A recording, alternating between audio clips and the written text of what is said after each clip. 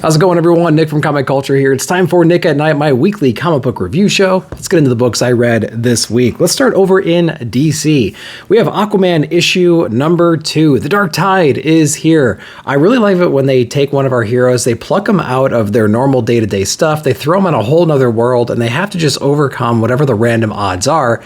That's what happens to Aquaman inside this issue. We're dealing with new enemies, we're dealing with new landscapes, some new maybe allies in here as well, a prophecy on top of everything, and an expansion of our power set that we know, being able to like manipulate water and whatnot. He has to overcome all of these things. Really dramatic fashion, incredible interior artwork in here too, and it's all tied into this all-in universe kind of lightly throughout most of the issue. There's some hints to it up front. We're going to be exploring some of this world as going forward, some of the heroes, some of the villains and whatnot, but really cool showcase of power inside of here, really pushing the limits of Aquaman's ability, which I thought was pretty cool. Again, I mentioned a prophecy. We're going to be uncovering more of that as we go on, more about the Dark Tide as well, but a pretty cool issue number 2 of Aquaman. Let me know if you read it.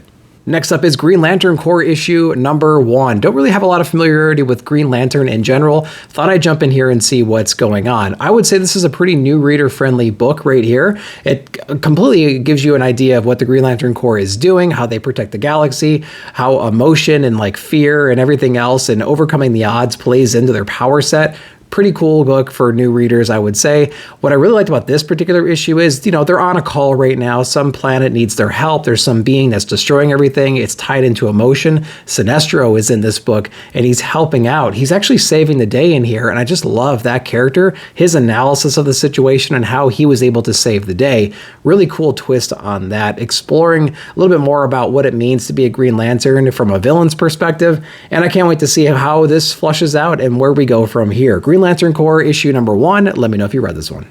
Absolute Batman issue number 5. Snyder and Dragata on this one. My favorite Absolute Batman book so far. We didn't know if Batman was going to be tempted with this offer from the Black Mask, this offer of just cold hard cash in here. We thought he was going to lean that way, but got some surprises up his sleeve. Really great iconic moments in here. Great imagery inside this book. Dragata does a wonderful job in everything that he does, but handled really well in here. Tons of action. There's been a lot of action in the series, but I think this is the most raw of all the books so far in this run. Really enjoyed that. Don't exactly know where we're going to go with the character right now. He's in a bad way towards the end of this. He just made a lot of people angry at him. Like I said, this book was action-packed, really over the top, but in a non-eye-rolly kind of way, which is what we've seen, or what I've seen for the first 4 issues so far. So if you're not reading Absolute Batman, give it a try, check it out. I really like Wonder Woman and Superman better still, but this one's pretty solid, and we get this Ian Bertram cover on top of it. That's crazy. Let me know if you're reading it. And if one Batman book wasn't enough, we have 2. Dark Patterns issue number 3. Dan Waters, Hayden Sherman on this one. I got that amazing Ashley Wood variant as well. Super crazy. Loving that one. If you haven't read Dan Waters' Batman kinds of books, like Arkham, Order of the New World, I think it was, with the 10-eyed man featured in that one. Spectacular read. I think Danny was on the art for there. Definitely check that one out. He does a really great job of portraying really insane villains in here. We have the Wounded Man. We understand his complete origin story inside issue number 3, how he came to be the way that he is, and who are the people responsible for that. The interior artwork in here is super creepy and gothic, year 1 vibes. Did a really great job of that. And then we get these crazy perspective shots as well, these like city landscapes and everything. Does such a great job. Hayden's doing such a great job inside this book. It's a detective story as well, so we get that side of Batman, which we don't typically see in the main Batman proper books right now. So if you haven't been reading this because it's another Batman book, definitely check it out. It has a totally different vibe. Let me know if you read it down below. All right, that's it for DC. Let's go over to Marvel. We have Magic issue number 2 right here. Just interesting enough for me to check out issue number 2. We have this old demonic presence who's locked behind these 5 seals. Magic is there to prevent this from happening. There's evil forces trying to make it so. And on top of that, she's actually adopted like the responsibility of educating this new person who's got magical ties in his family. He's now been kind of orphaned, and he's kind of along for the ride right now. So we have a lot of things we're juggling inside this book. I think it lacks a little bit right here. The art wasn't super strong in here. I think it matched like the strength of the story, to be honest with you, which is a little bit lacking in my opinion. There's a depth issue, I think, in a lot of Marvel books right now, which makes a lot of them kind of difficult to get through, I would say. But nevertheless, it is kind of fun to see different magic users, a hero and a villain going at it, using their crazy powers and everything, even though it's mostly demonic based, I would say. So Magic issue number 2 is out. I'm wondering how this story is going to be playing out throughout this first arc. I might read the first arc just to see where it's going to go, see if it grips my interest, changes my opinion, but issue number 2 is out. Let me know if you read it. One World Under Doom issue number 1 is out this week as well. Really interesting story, I would say. It's all about Doom and what his plan is to take over the world and make sure that everybody aligns with like his viewpoint, right? And so it's kind of funny to see how he manipulates the masses, how he manipulates other organizational leaders or country leaders and whatnot, and also what the response is from the hero side. Like, what are the Avengers and X-Men going to do about this? They got to meet and talk and figure this out. And it's really funny because they're always recollecting on past Doom takeovers, and they're trying to feel like, well, is this robots? There's the Doom bots. Is he using magic? He's the Sorcerer Supreme right now. So what do we do inside this book? Bunch of twists and turns, lots of theatrics in here, of course, because it's Doom. And, you know, the heroes kind of get in their own way inside this book, so to speak, inadvertently helping Doom at the end of the day, which I thought was pretty funny. I can't wait to see like where this story is going to go. Like, what's the point of all this besides Doom just taking over the world again? But we'll see. One World Under Doom issue number 1 is out. Let me know if you read it. Oni Press brings us a new number 1. Mine is a Long Lonesome Grave, issue number 1. We have Justin Jordan on this one. This one kind of came out of nowhere for me. If you like demonic books, books about magic, about the occult, you might want to dig into this one. This is a man who has a real shady past. Something happened. He found himself in prison. He's now released, but he has this this fluency inside of magic, inside of curses and things like that he's trying to overcome in here. A lot of people are not happy that he's back out of prison right now, and he's going back home trying to, like, I don't know, reconcile with the past, trying to see who's still around, trying to connect with his family. But like I said, there's some guys that don't want him around either. There's some really dark moments inside this book where he's really, like I said, attuned in the magic and curses and whatnot, and he's definitely using that ability inside this book in some really torturous kind of ways. Really creepy stuff. Chris Sheehan is taking care of the interior art in here, and it's really haunting and beautiful. Recommend checking this one out. Kind of a sleeper for me. Mine is A Long Lonesome Grave, issue number 1. Check it out if you haven't yet. Where Monsters Lie, Cul-de-sac issue number 4. Kyle Stark's on this one. The conclusion, I believe, of volume number 2. Definitely check out volume number 1 before getting into this, because it's just a continuation all the way through. This is a great story focusing on some serial killers. Think Jason, think Freddy, things like that, in this community trying to live together, trying to like plot their next spree, right? Well, what happens when this cop who was tortured in the past from a killer, he grows up his entire life going into the force, studying from all these different experts around the world on how to take out these kinds of serial killers, not only the ones with like knives and stuff, but the ones that can attack your psyche. This guy is prepared for everything, infiltrating the society and just taking everybody out in the most insane ways. Of course, since Kyle Starks is on this book, there's a lot of levity in here and a lot of real sarcastic tones and everything, so he handles this whole thing really, really well. It's a great juxtaposition between humor and horror, handled really well. Can't wait for volume number 3. I hope it's on its way. Let me know if you're reading this series down below.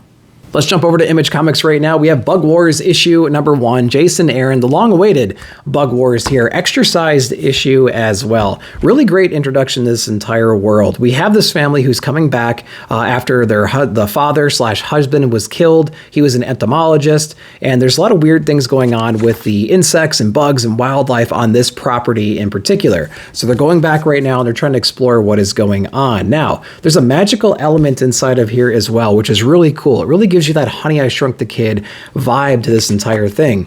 The insects and bugs and that whole thing going on in this yard is highly advanced. I mean, they have like cultures, they have wars, things like that going on, which is a really interesting element to everything, suggesting that the father was into some, like, maybe some shady stuff, maybe some, I don't know, some kind of like advancement in their psyche or whatever, and like something happened and there's a magical element and they got unleashed into the property. I think that's what's going on in here, and we're going to be exploring more of that, obviously, going forward. We have a couple sons in here. One's all about it, and one hates insects to a core because it killed his father, essentially. And there's some really interesting things in here. Jason Aaron was talking about all the influences that went into this book, on top of like him just playing in the backyard and like sketching out the landscape of the backyard he grew up in. So it's really cool to see like the creative twist of bringing that all together inside of an issue. High stakes, ultra gory, amazing artwork in here. Bug Wars number 1. Make sure to check this one out. Let's go over to Ghost Machine. We have Geiger issue 11, Jeff Johns, Gary Frank, and Brad Anderson on this. The glowing woman finally appears inside this book, and we get an understanding of what she knows about this affliction that Geiger also has. Is he willing to take her advice, her treatment plan, things like that to get better?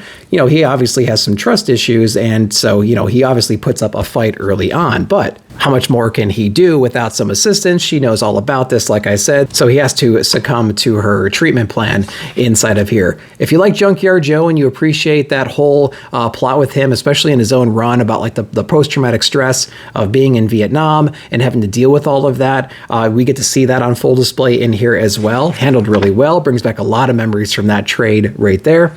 And again, we just kind of get to see a Geiger who's up against the wall, out of options right now, and he has to accept help, which is obviously the hardest thing for this character to do. Some flashback moments in this book as well. Again, one of my favorite books out right now. My favorite Ghost Machine book out for sure. Number 11's here. Let me know if you read it.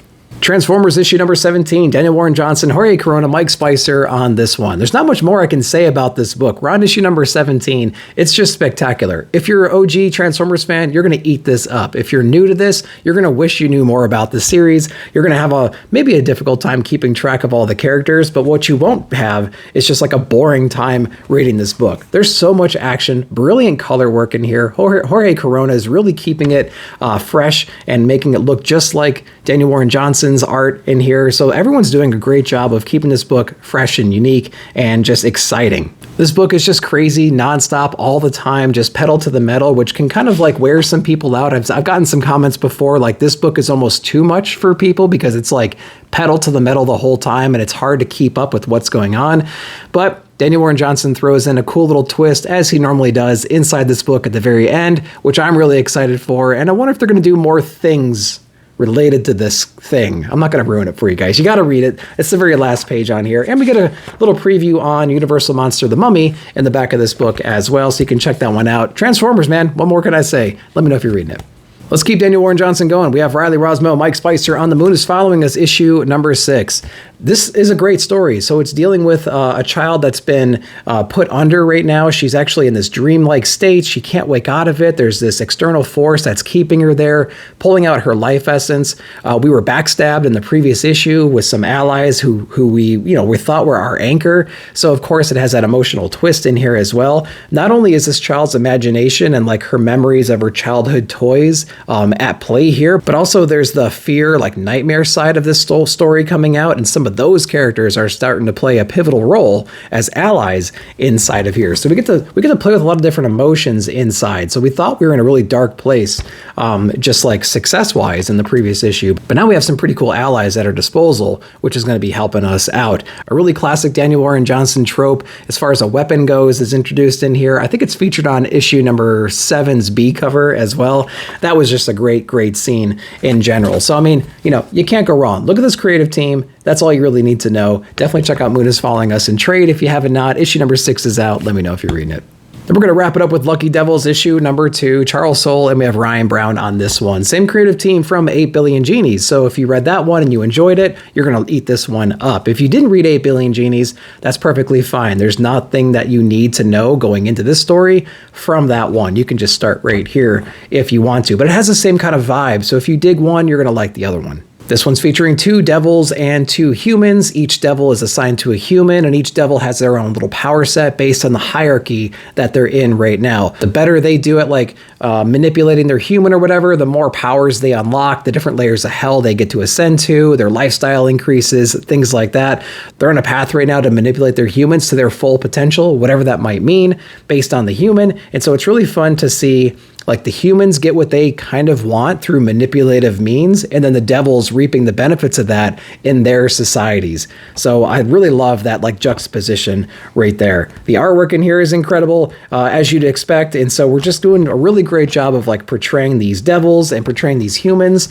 What do they want? What is their heart's desire? And what are the lengths they're going to go to get that? And we're going to use these devils in order to do so. But Lucky Devils issue number 2, spectacular series. Make sure to check this one out. Let me know if you are. All right, that's all I read this week. I hope you enjoyed that. Let me know down below what you read and what your favorite books of the week were. While you're down there, like, subscribe, share, hit that bell notification to be alerted whenever I put out new videos. Thanks so much for watching. We'll see you in the comments.